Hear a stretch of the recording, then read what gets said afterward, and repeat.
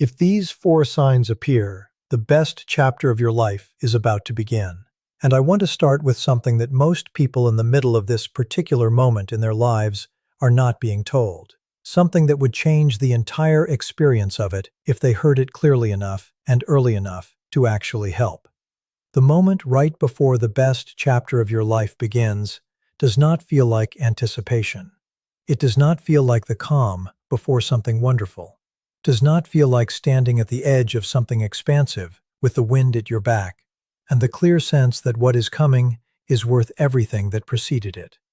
The moment right before the best chapter of your life begins feels, with a consistency that is almost universal across every person who has ever lived through it and looked back clearly enough to describe it honestly, like the worst part.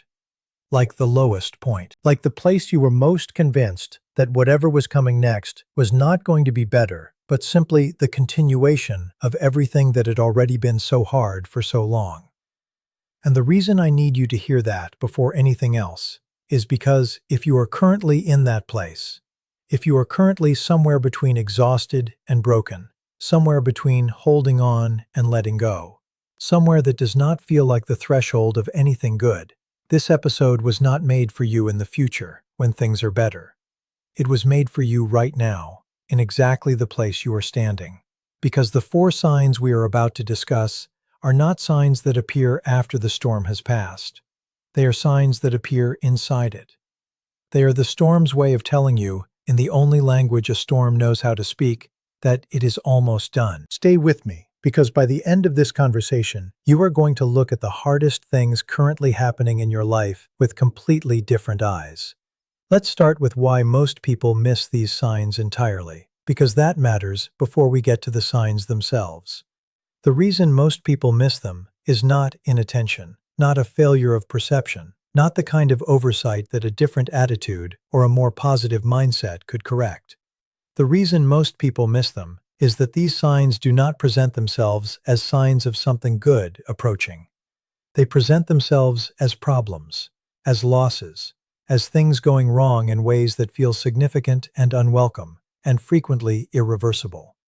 And because they look like problems, because the immediate experience of them is genuinely difficult, we relate to them as obstacles rather than as indicators. We try to fix them, reverse them, minimize their impact, get through them as quickly as possible so we can reach the other side, without ever pausing long enough to notice that the other side they are leading us to is not a return to what was there before, but something categorically different. Something that required exactly this disruption to become available. Something that could not have arrived without the specific losses and the specific difficulties and the specific painful rearrangements of your life that you have been in the middle of and wishing would end. The signs that the best chapter of your life is approaching are not gentle. They are not comfortable. They are not the kind of cosmic wink that self-help content usually promises. They are disguised as the opposite of what they are, and that disguise is so convincing that most people spend the most significant threshold of their lives trying to get off it, rather than recognizing they are standing on the edge of everything they have been working toward without knowing they were working toward it. The first sign is the one that most people experience as failure, and it is the most important one to understand clearly before we move to the others, because it sets the foundation for everything else. The first sign is that something that was not working finally stops working completely. Not slowing down, not showing cracks, not giving you warning signals that you have been managing and hoping will resolve themselves without requiring anything dramatic from you. Stopping. Completely. Finally. In a way that removes every remaining option except the one you have been avoiding because it was the most frightening, the most uncertain, the most requiring of you in terms of genuine change. A relationship that was not right ends in the way relationships that are not right eventually always end.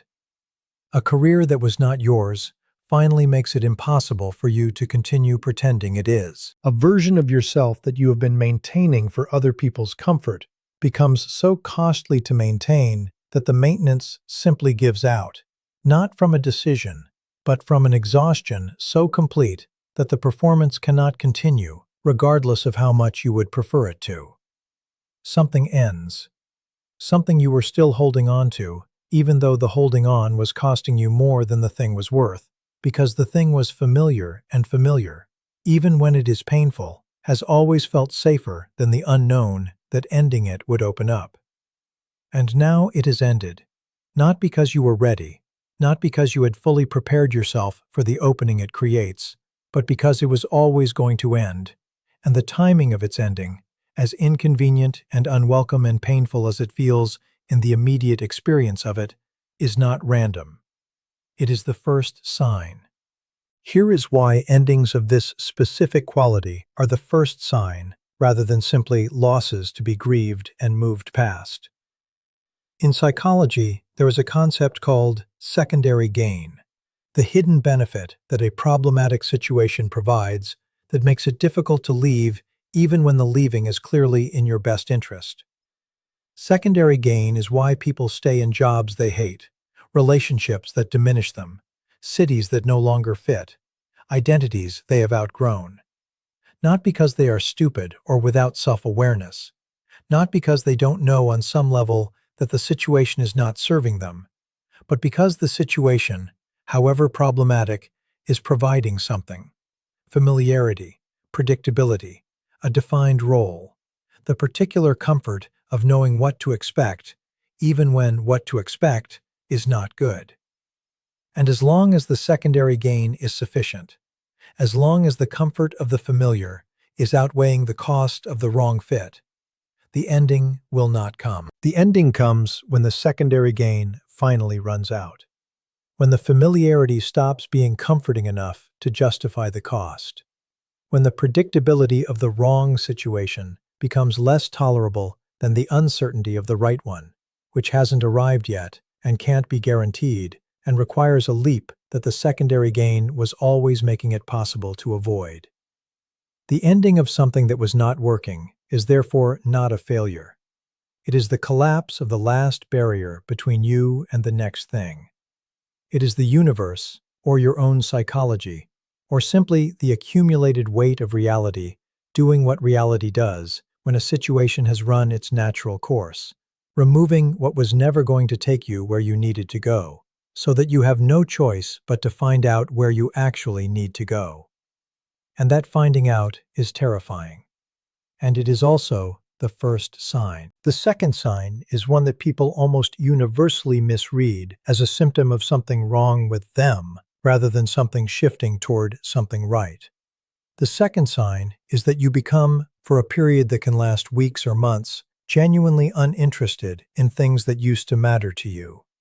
Not depressed, not in the clinical sense that requires intervention, though the distinction between this sign and clinical depression is important to hold carefully and honestly, and we will come back to that. But genuinely, specifically uninterested in the pursuits, the relationships, the distractions, the goals and ambitions and social dynamics that used to occupy your attention and give your days their structure and their sense of forward motion. Things that used to excite you produce a flatness. Plans that used to feel meaningful feel hollow. The life you were living, even the parts of it that were genuinely good, starts to feel slightly too small, slightly too familiar, slightly insufficient in a way you cannot clearly articulate, because the thing it is insufficient for has not yet arrived to provide the contrast that would make the insufficiency visible.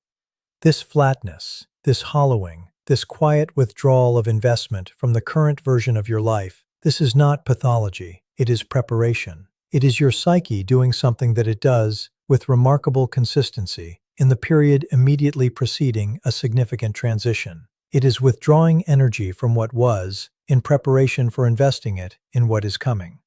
It is the internal version of a tree pulling nutrients back from its leaves before winter, not because the tree is dying, but because the tree is preparing for something that requires the conservation of what it has. You are not losing your capacity for engagement. You are redirecting it. The direction it is being redirected toward is not yet visible.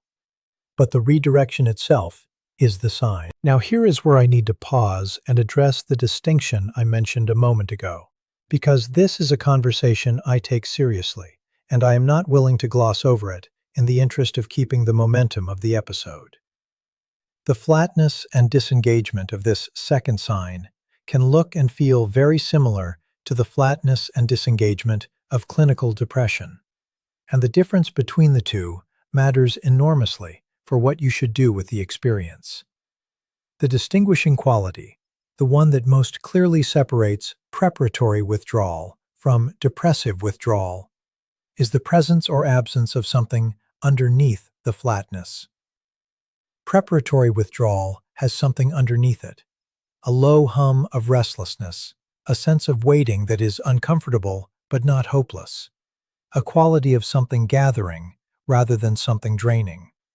It feels like the held breath before something, even when you can't identify what the something is. Clinical depression has a different quality underneath the flatness, a heaviness, a hopelessness, an absence of the sense of gathering that makes the preparatory withdrawal feel like waiting rather than ending. If what you are experiencing feels like the latter rather than the former, if there is no hum of restlessness underneath the flatness, but only a heaviness that feels without direction or horizon, please take that seriously. Please speak to someone qualified to help you navigate it. This episode is not a substitute for that conversation and was never intended to be. But if what you recognize in this description is the restless waiting, the uncomfortable gathering, the flatness that has something underneath it, even when you can't yet name what the something is, read it as the sign it is. Something is preparing, something is coming, and the withdrawal of your investment from what was is part of how it arrives. The third sign, and the one that arrives with the most discomfort and the least warning, is the one that disrupts your relationships in ways you did not ask for and did not initiate. People start leaving, or you start leaving people, not through a dramatic decision, but through a gradual, almost involuntary withdrawal of the energy that was maintaining connections that were never entirely mutual, never entirely real, never entirely nourishing in the way that genuine connection is supposed to nourish the people inside it. The social landscape of your life starts to thin in ways that feel lonely before they feel clarifying, ways that produce a kind of grief that is complicated by the fact that what you are grieving is not always people you even particularly liked, but people who were familiar, who were part of the structure of the life you are leaving, even if they were not part of the life you are moving toward. And this thinning, this loss of the social density that was providing a kind of comfort even when it was not providing genuine nourishment, this is the third sign. Because the best chapter of your life cannot be populated by the same cast as the chapter that is ending. Not because the people from the previous chapter are bad people, not because their departure is a judgment on their worth or yours, but because the version of you that is emerging from this transition is not the same version that maintained those connections, and connections that were built around a version of you that is leaving cannot simply transfer to the version that is arriving. The arrival of the best chapter requires a social landscape that has room in it for who you are becoming. And making that room requires the departure of who and what belonged to who you were. What the fourth sign looks like, and why it is the most quietly extraordinary of all four, and why recognizing it will change the entire way you understand the season you are currently standing in. That is exactly where we are going next. The fourth sign is the quietest one. It is the one that arrives last, the one that is easiest to miss because it does not announce itself with the disruptive energy of the first three, does not come with the obvious difficulty of an ending, or the uncomfortable flatness of withdrawal, or the grief of a social landscape rearranging itself around a new version of you. The fourth sign arrives in stillness. And because it arrives in stillness, in a life that has recently been through the disruption of the first three signs, and is perhaps still processing the losses and the discomforts and the disorientations they produced, it is often dismissed as simply the absence of the previous noise, rather than recognized as something new and specific and worth paying careful attention to. The fourth sign is this: a small, quiet, persistent sense of direction that begins to emerge from underneath everything that has been cleared away by the first three signs. Not a grand vision, not a sudden clarity about exactly where you are going and exactly how you are going to get there and exactly what your life is going to look like when you arrive. Nothing that cinematic or that certain, just a direction. A subtle but consistent pull toward something, a way of spending time that feels different from how time has felt recently. More alive, more real, more genuinely yours, in a way that the flatness of the second sign made temporarily impossible to access. An idea that keeps returning regardless of how many times you dismiss it as impractical or premature, or the kind of thing that happens for other people in other circumstances, but probably not for you in these ones. A conversation that opened something in you that you have not been able to fully close again since. A moment of such complete, uncomplicated presence in a particular activity or place or relationship that your nervous system registered it as home before your conscious mind had finished evaluating whether that made logical sense. This is the fourth sign, and it is the most important one not because it is the most dramatic, it is the least dramatic of all four, but because it is the first sign that is oriented toward the future rather than away from the past. The first three signs are all, in their different ways, the work of clearing. The ending of what was not working clears the space. The withdrawal of investment from the current chapter clears the energy. The thinning of the social landscape clears the relational territory. All of that clearing is necessary, and none of it is comfortable, and all of it looks, while it is happening, like loss. The fourth sign is the first moment the clearing reveals something. The first moment the space that was made by everything that ended, and everything that withdrew, and everyone that left, starts to show you what it was being made for.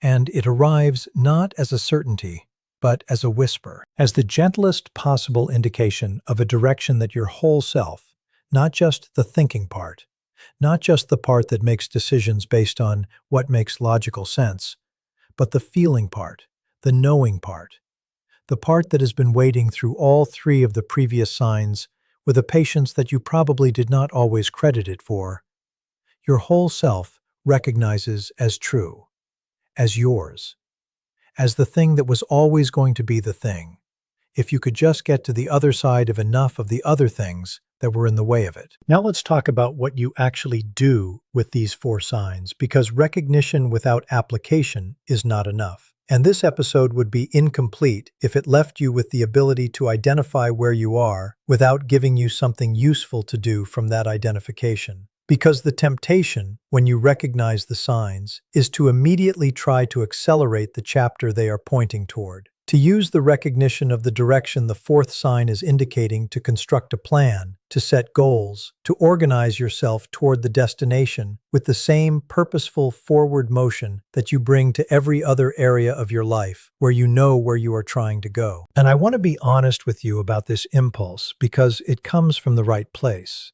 from genuine excitement about what is coming, from the relief of finally having a direction after the directionlessness of the second sign.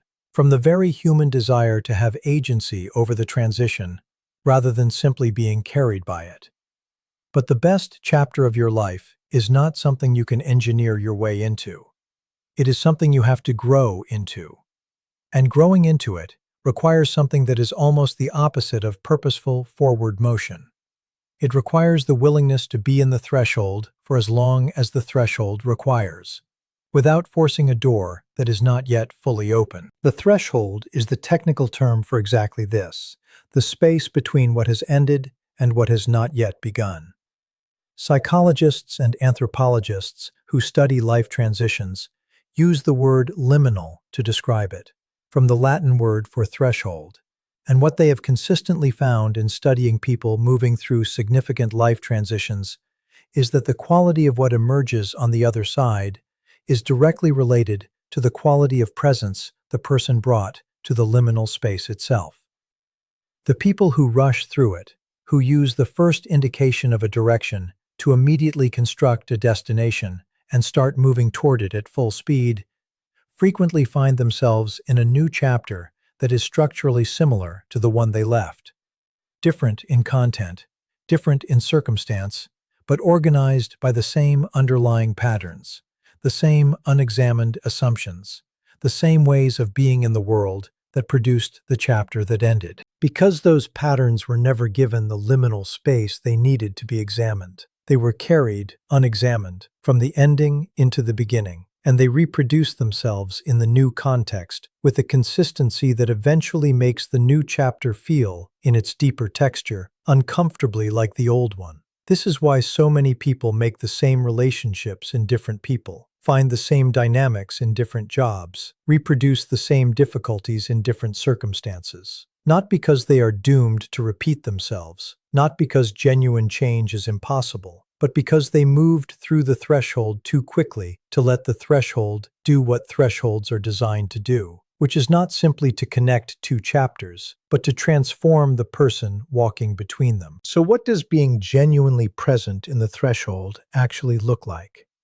Not the self-help version, not the productivity-optimized version, where the liminal space is filled with journaling prompts and vision boards, and the industrious construction of a new identity from better chosen raw materials. The actual, psychologically real version of being present in the threshold. It looks like letting the first 3 signs complete their work without trying to shortcut the process. It looks like allowing the ending to be fully over rather than keeping one foot in what was, because the alternative is too uncertain to stand in completely. It looks like sitting with the flatness of the second sign without immediately medicating it with distraction or forcing yourself back into engagement before the engagement is genuine. It looks like letting the social landscape thin without frantically replacing every departing connection with a new one that fills the space before you have had the chance to understand what the space is showing you.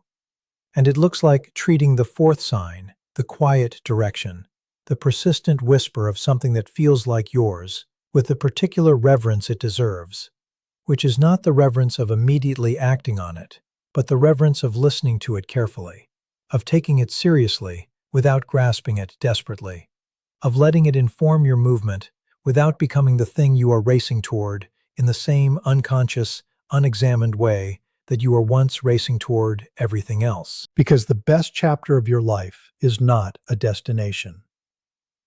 This is perhaps the most important thing I can tell you, and the thing that is most consistently missed in every conversation about new beginnings and turning points, and the signs that something good is approaching. The best chapter of your life is not a destination you arrive at and then inhabit statically, not a problem that gets solved, not a version of your circumstances that finally matches the version you always imagined when you pictured things being okay. It is a quality of living, a quality of being present in your own experience, with enough of yourself actually there to feel the fullness of it. A quality of relationship with the people around you that is built on who you actually are, rather than who you were performing for their comfort or your belonging. A quality of engagement with your own days that comes from genuine alignment between how you are spending your time and what you actually, deeply, when everything else is quiet, care about. That quality does not announce its arrival, it accumulates. It builds in the small moments that the threshold prepared you to notice, and the clearing made room for, and the fourth sign was pointing you toward. It builds in the ordinary Tuesday afternoon that feels, for no reason you can immediately name, more real than most Tuesdays have felt in a long time. In the conversation that leaves you feeling more like yourself than you have felt in longer than you can clearly remember. In the quiet at the end of a day that contains, underneath its ordinariness, a low and steady and completely unfamiliar sense of rightness.